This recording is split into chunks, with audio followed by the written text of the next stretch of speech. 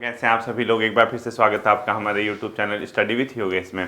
2 दिन आपकी क्लासेस थोड़ा सा फीवर की वजह से क्लासेस नहीं आ पाई बच्चों। अब आपकी यहाँ से कल से क्लासेज आएंगी। जो परसों बीपीडीओ वाला जो एक दिन छोड़ के ना, शायद मेरे ख्याल से फ्राइडे को रिजल्ट आया था या थर्सडे को आया था, उसमें जितने भी छात्र चयनित हुए हैं डॉक्यूमेंट वेरिफिकेशन के लिए, सबसे पहले आप सभी छात्रों को ढेर सारी शुभकामनाएं।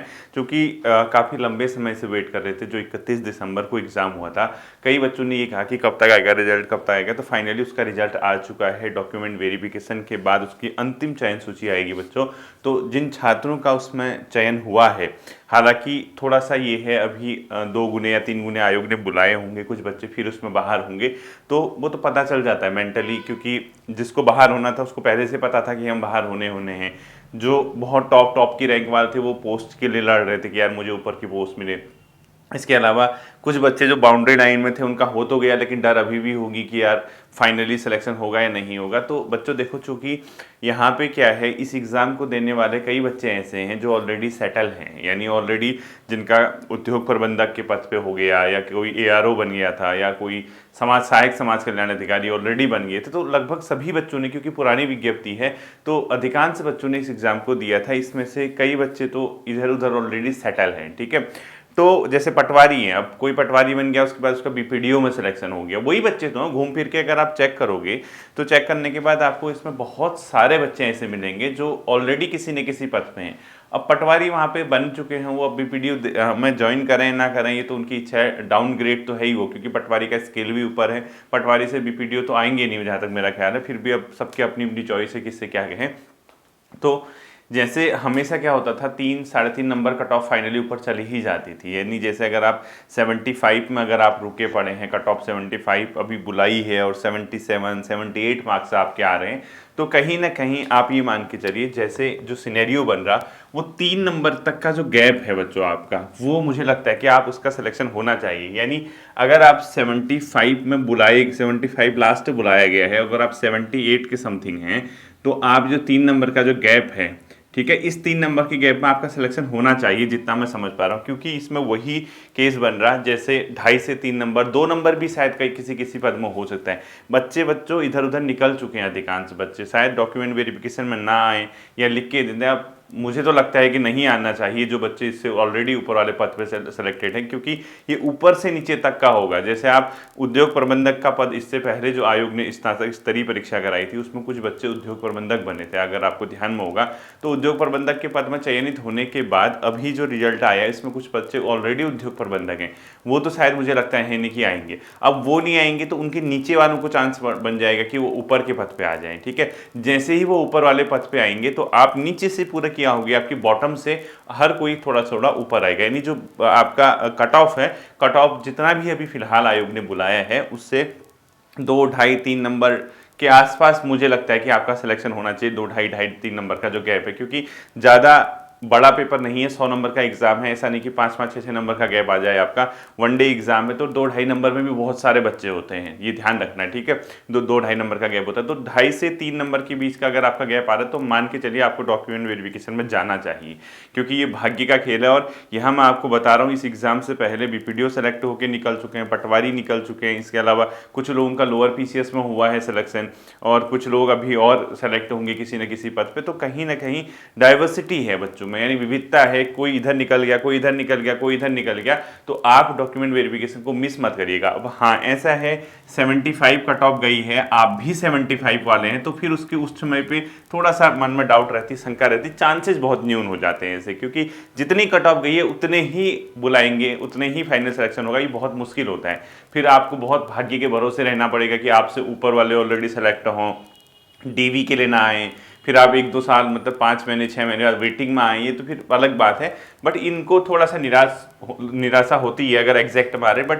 2 से 2.5 से 3 नंबर का अगर आपका गैप आता है तो आप मान के चलिए आपको डॉक्यूमेंट वेरिफिकेशन के लिए जाना चाहिए, ठीक है। और कोशिश करना कि जरूर डॉक्यूमेंट वेरिफिकेशन में जाना। 2-2.5-3 नंबर, 2 से ऊपर तो मुझे लगता है कि जाना चाहिए बच्चों, ठीक है। मैं ये नहीं कह रहा कि 2 से नीचे मत जाना। अब डॉक्यूमेंट वेरिफिकेशन में तो सभी जाओगे जो बुला रखा है, आपको इतना तो सेंस है ही, क्योंकि हर कोई एक होप के साथ ये लेके चलता है कि यार कहीं हमारा सिलेक्शन हो गया और हम नहीं गए बाई चांस, तो फिर पछतावा होता है। मतलब अगर हम काश उस कट ऑफ में, हम मतलब उस कट ऑफ में आ रहे थे लेकिन हमने नहीं, हम गए नहीं वहाँ, ये हमारा सबसे बड़ा फॉल्ट है। इस टाइप की जो विचार आते हैं दिमाग में, उसके बाद उस चीज़ से बचने के लिए हर कोई डॉक्यूमेंट वेरिफिकेशन के लिए जाता ही जाता है। ठीक है, तो बच्चों मेरा यही कहना है आपसे, आप जरूर जाइएगा। इसके अलावा आप सभी छात्र जिनका नहीं हो पाया सिलेक्शन, वो उम्मीद या होप मत हारिए बच्चों। अभी 30 जून को आपका शायद आबकारी का एग्ज़ाम है, उसमें कई लोग सेलेक्ट होंगे। इसके अलावा आपका उत्तराखंड पीसीएस का एग्ज़ाम है 14 जुलाई को, एक हफ्ता पीछे कर दिया, पोस्टपोन कर दिया, उसमें आप लोग कई लोग उसमें सेलेक्ट होंगे। इसके अलावा उत्तराखंड एसआई का एग्ज़ाम है, उत्तराखंड एलटी का एग्ज़ाम है। तो एग्ज़ाम पे एग्ज़ाम तो है ही आपके सामने। ठीक है, हालांकि कई बच्चे जनरल एग्ज़ाम का वेट कर रहे हैं, जो सभी भर रहे हैं, यानी उसमें कोई स्पेशल क्वालिफिकेशन ना मांगते हुए सिर्फ 12th लेवल या ग्रेजुएट लेवल, और जो उम्र है 18 साल से 42 या 21 से 42 या 18 से 32, इस टाइप की जो उम्र वाले एज वाले जो एग्ज़ाम होते हैं, इस एग्ज़ाम का कई बच्चे वेट कर रहे हैं, क्योंकि उनके पास आबकारी का ऑप्शन नहीं था, उसमें एक एज का क्राइटेरिया था और फिजिकल था।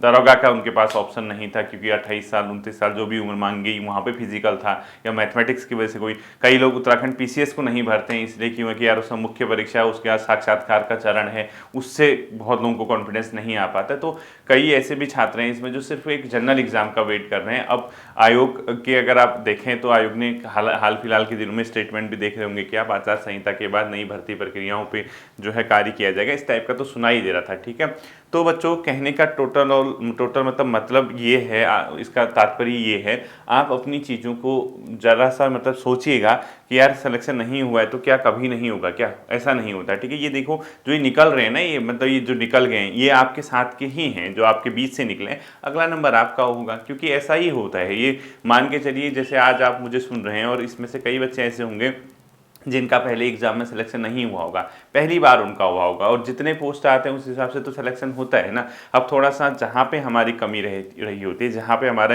मतलब हम पीछे रहे होते हैं, उसको थोड़ा सा पुश करना है। थोड़ा सा पेपर का भी आप देख रहे होंगे स्टैंडर्ड अब चेंज हो गया है, रीजनिंग उसमें प्रॉपर 10 नंबर की पूछी जा रही है। उत्तराखंड के जो क्वेश्चन आ रहे हैं उसमें आपने देखा होगा कॉन्सेप्ट बेस्ड प्रश्न यहाँ पे पूछे जाने लगे हैं। इसके अलावा जीएस भी आप देख रहे होंगे ठीक ठाक पूछी जा रही है। तो आप मेहनत कीजिए, आप अभी जब तक आपके पास पद नहीं आता, विज्ञापन नहीं आता, नई भर्ती नहीं खुलती है, तब तक आप उस पोर्शन पे काम कीजिए जो आपका वीक है, जहाँ पे आपको लगता है कि यार आपने आज तक पढ़ाई तो की है, हर इतनी मेहनत की है, लेकिन आखिर क्या ऐसा है, क्या ऐसी चीज़ है जिसकी वजह से आपका सिलेक्शन आज तक नहीं हो पाया।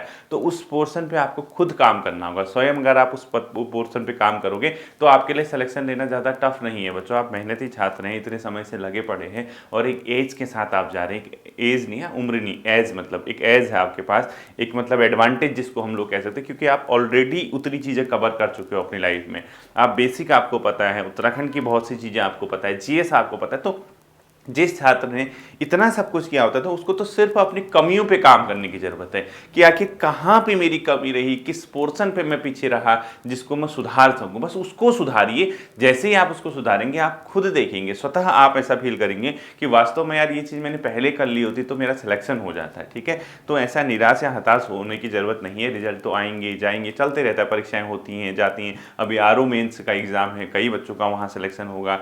ईओ का फाइनल रिजल्ट आना है, उसमें अभी बच्चों का सिलेक्शन होगा। तो निकलने वाले तो निकल ही रहे हैं। आपका अगर नहीं हो पाया तो आपको दृढ़ संकल्प लेना है कि यार अगले एग्जाम में मैं अपना परचम फहराऊं या अपना परचम लहराऊं, क्योंकि मेहनत आपके हाथ की है, सब कुछ आपके हाथ का है। परीक्षा कहती कि एग्जाम में बैठ, ये पेपर है, इसमें मुझे सही कर, जितने सही करेगा उतने चांसेस बनेंगे तेरे सिलेक्शन होने के। यही तो एक पेपर होता है ना, यही तो एग्जाम होता है। तो अगर आप इस तरीके से बच्चों अगर आगे बढ़ पाएंगे तो आपके लिए बहुत आसान हो जाएगा चीज़ों को समझना, सिलेक्शन लेना। और ऐसा नहीं है कि हम हताश निराश होकर पीछे हट जाएं, ये अब हमसे नहीं होता। कोशिश करने वालों की हार नहीं होती, भले ही आप कोई जॉब कर रहे हैं। अभी हाँ, कई बच्चे मुझे पूछते हैं कि जॉब के साथ सर कैसे टाइम मैनेज किया जाए, जॉब के साथ कैसे हम लोग स्टडी करें। जॉब के साथ तो बहुत ज़्यादा समस्याएं हैं बच्चों। जॉब के साथ इतना आसान टास्क नहीं है, पहली बात बता रहा हूँ मैं, क्योंकि जो जॉब वाला बच्चा होता है वो 50% पीछे से शुरुआत करता है एग्ज़ाम देने की, क्योंकि समय का जो अभाव है, समय की जो कमी है उसको बहुत खलती है। क्योंकि आप देखेंगे एक तो इतनी गर्मी है, इधर उधर दौड़ना भागना, दिन भर का स्ट्रेस है, तनाव है।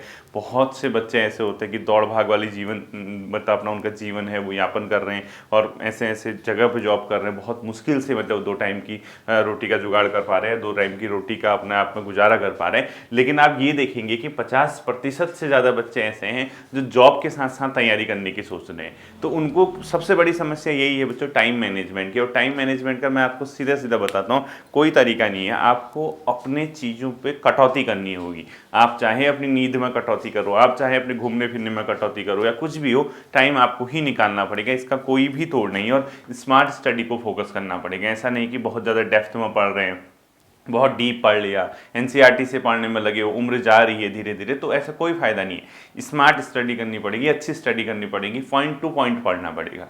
क्योंकि अगर आप, मैं तो साफ साफ कहता हूँ, जो ग्रुप सी की तैयारी करता है उसको ज़्यादा डीप पढ़ने की जरूरत नहीं। सबसे पहले विजन होना बहुत जरूरी कि हम किस चीज़ की तैयारी कर रहे हैं। अगर आप ग्रुप सी वाले तो पॉइंट टू पॉइंट पढ़िए, और कुछ भी नहीं पढ़ना है आपको, ये कब था, ये किसने किया, ये क्यों था, इस टाइप की चीज़ें पूछता है। अगर आप डीप स्टडी करते हैं, आपके पास उम्र है, तो फिर आपको डीप पढ़ना ही पड़ेगा। अगर आप पीसीएस लेवल की सोचते हैं और ठीक ठाक एग्जाम को क्रैक करने की सोचते हैं, तो थोड़ा सा आपको समय देना पड़ेगा बच्चों। समय देंगे तो चीज़ें आपके अनुकूल होंगी, आपके भविष्य के साथ तो मतलब बेहतर आप उसका परिणाम पा सकेंगे। और थोड़ा सा क्या होता है, संयम की बहुत ज़रूरत होती है, क्योंकि दिल टूटते हैं बच्चों परीक्षा में फेल होने से।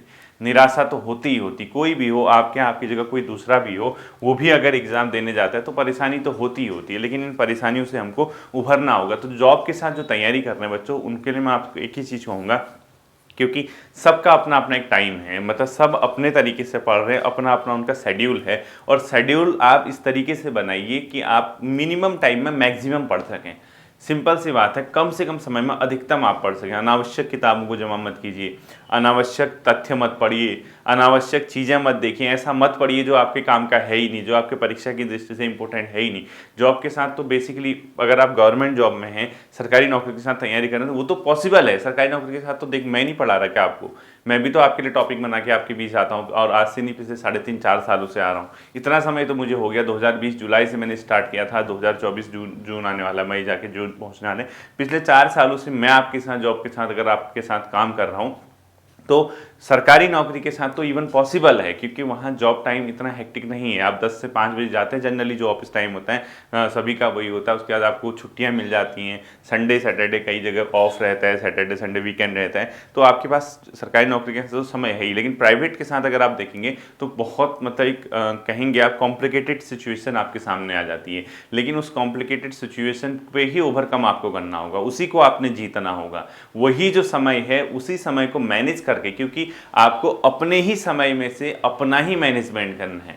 क्योंकि अगर आप 10 से 12 घंटे अगर प्राइवेट सेक्टर में जॉब करते हैं, 6 से 7 घंटे मिनिमम आप रेस्ट करते हैं, तो बचा जो टाइम है उसी में आपने खाना है, सोना है, मतलब खाना है, घूमना है, चीज़ें अपनी मतलब जो शॉपिंग करना, जो भी आप लोग कर पाते हैं, ठीक है, जितने भी आपके एक्स्ट्रा एक्टिविटीज़ होते हैं, उसी में आपको पढ़ाई भी करनी है। तो यही है बच्चों, आधे घंटे 1 घंटे के हिसाब से बहुत रैपिडली पॉइंट टू पॉइंट पढ़िए, अनावश्यक मत पढ़िए, शेड्यूल बनाइए। 1 घंटा आधा घंटा मैं सुबह पढ़ लूँ, क्योंकि ज़्यादा टाइम तो होगा नहीं, 2 ढाई 3 घंटे मुश्किल से होते हैं जॉब के साथ, मैं आपको बता रहा हूँ। 3 घंटे मान के चलिए, तो उसमें आधे आधे घंटे जो सबसे ज़्यादा आता है, उत्तराखंड आती है आपके, अच्छे से कमांड बनाइए उसमें 40 मार्क्स की। हिंदी आती 20 नंबर की, आधा घंटा उसको पढ़िए, तो उसके बाद 60 मार्क्स। उसके बाद रीजनिंग आधा घंटा पढ़िए, तो कितना हो गया, 1 घंटा, आधा घंटा 2 घंटे, और 1 घंटा आप कोई जीएस की किताब पढ़िए। चाहे आप घटना चक्र करते हैं, लुसेंट करते हैं, या फिर आप अपने आप पे एनसीईआरटी की किताब करते हैं, मतलब एनसीईआरटी सार की किताब करते हैं, तो इस तरीके से आपको आगे बढ़ना है। ठीक है, उम्मीद करता हूँ ये बात आपके समझ आई होंगी, आप इस पे गौर करेंगे, इस पे मनन करेंगे, चिंतन करेंगे, इसी आधार के साथ आप आगे बढ़ेंगे। तो जिन बच्चों का नहीं हो पाया वो हताश निराश ना हो, आने वाला समय क्या है आपका ही। ठीक है, होपफुली ये बातें आपकी समझ आई होंगी। इस पे एक बार अच्छे से क्या करना, चिंतन मनन करना। फिर मिलते हैं अगले सेशन पे, अपना ध्यान रखिएगा। Thank you.